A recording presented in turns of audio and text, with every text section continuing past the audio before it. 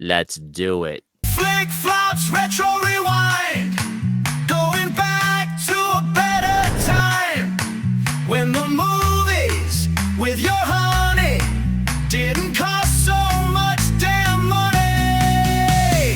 Flick flops, retro rewind. This week we cruise back to the turbulent teenage streets with That Was Then, This Is Now, the coming-of-age adaptation of S.E. Hinton's novel. Directed by Christopher Cain and starring Emilio Estevez and Craig Sheffer, it's a tale of brotherhood, betrayal, and the bittersweet march into adulthood. When will we ever make that march, Andy? Will this one stand the test of time, or should it have stayed parked in the lot of forgotten 80s teen dramas? Did you know, Gary, and I have Rotten, I do not have Rotten Tomatoes, but I don't need that. Did you know Estevez wrote the screenplay? Yes. He was enamored by this book. He was writing this while he was filming The Breakfast Club. It does make me wonder about the book.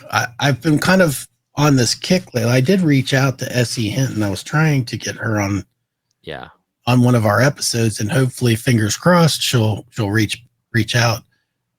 I'd love to do a page just to screen thing with her as far as some of the adaptations of films that are books that she's written that's then become films. This being one of them.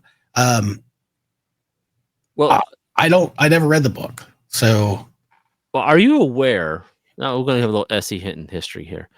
Are you aware she wrote The Outsiders when she was 16? I did not, but that makes a little bit better sense. Wrote it 16. She was as young as she. It was about the gangs in her school, like groups of kids. It's published at 17. This book she published that book, one of the best-selling teen angst books of all time. And then that was like 1967, I think it was. And she didn't publish another book till like 71 at the urging of her, I guess, husband at the time, or boyfriend. I don't know which one, but I think the next one was, I don't know, Rumblefish or this one. I don't remember exactly. Yeah. Anyway, well, that's interesting because that does. I mean, all the movies from the books have the same kind of feel as far as the time period. Yeah. I watching the movie, I got a kick out of thinking about how high school experience today for kids so much different than what these kids. I mean, now they have to worry about guns and all kinds of crazy stuff. Back then, it was just you might get your ass beat after school or something. The stuff on the streets. Yeah, absolutely. A little bit different. Not that isn't what plays out in this film, but yeah, because this plays out like I'm guessing the 80s is what that's supposed to be. I would think early 80s. Mm-hmm. Yeah, maybe by the hairstyles and the clothes and the cars and stuff. Which just real quick, wasn't he one of the hottest guys around for a minute, Craig Sheffer? Briefly, I think he was like, but he never became part of that brat pack that I'm aware of, and I'm not knocking him. I think he's a great actor. I've seen him in other films, and I really enjoy him. Yeah.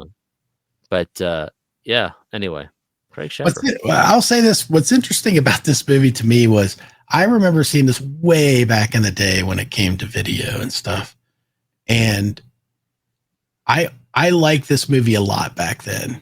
And watching it again, I think with any of these Outsiders, Rumblefish, any of these ones like this that are dated, I feel like I liked them a lot more then than I do now. It's not that it doesn't hold up. No, it's I know just that it doesn't have the same feeling. I think as a younger viewer watching this, you're way more in tune to what some of the things that the kids are going through, or at least can relate a little better than as an adult with kids. It's a lot different. Yeah.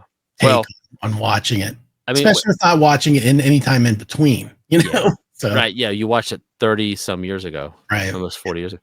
I mean, the thing is, Estevez's character, he's a dick. Yeah. Like, just cut to the chase of that. It was good. I'm not gonna say I didn't like it, but it's one that like it doesn't hold up to me. I watch it and I'm like, yeah, it's okay. I think SE's a good writer, but like you said, it's in this little genre.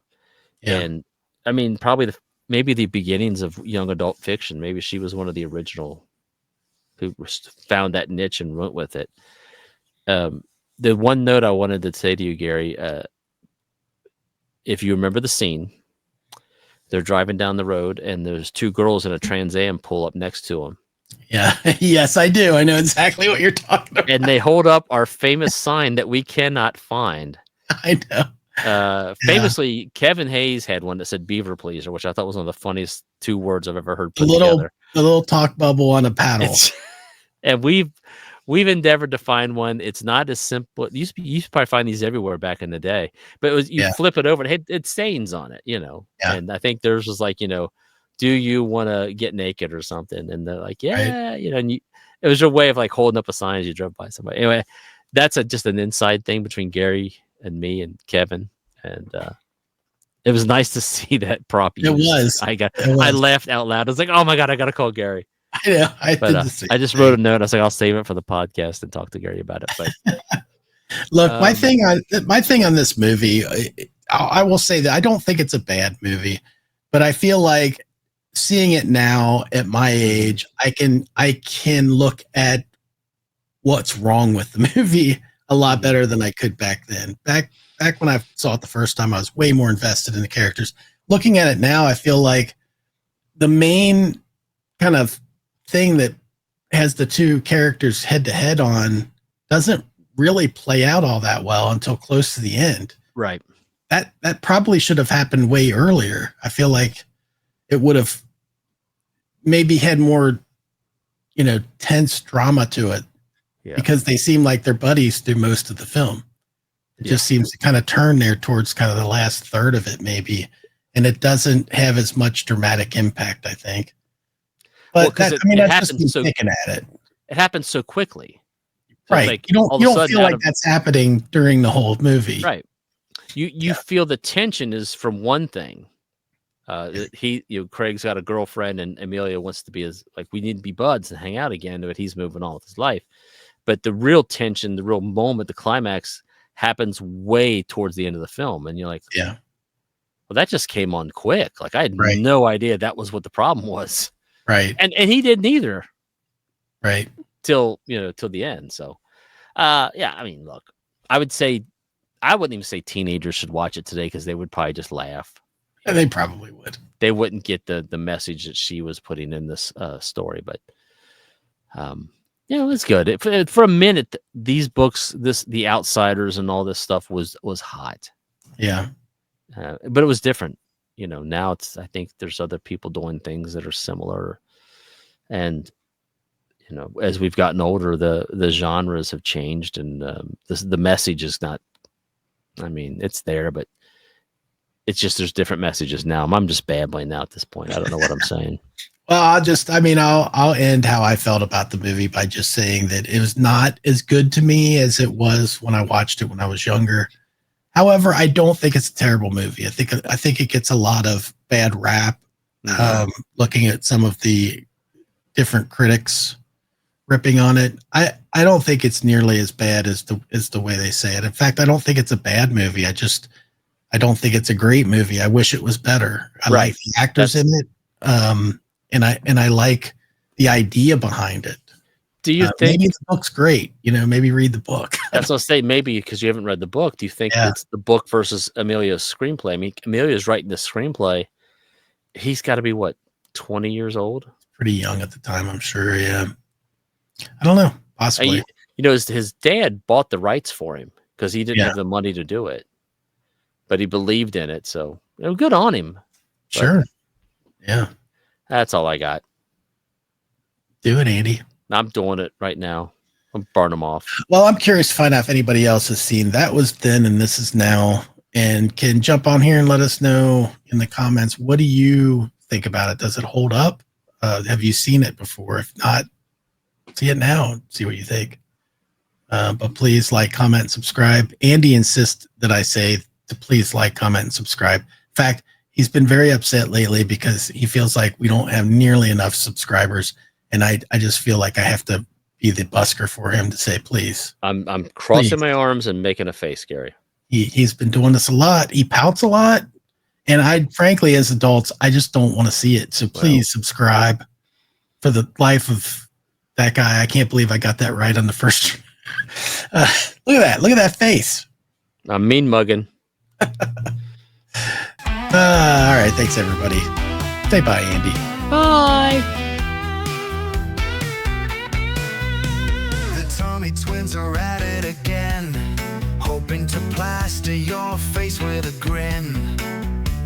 We're taking it back to a good old time when Hollywood had hit their stride.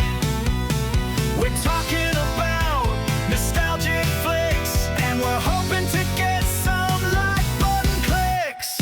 Flick flops, retro rewind, going back to a better time when the movies with your honey didn't cost so much damn money. Flick flops, retro rewind. This has been a Touch of Madness production, brought to you by the creative minds at Tommy Twins Media.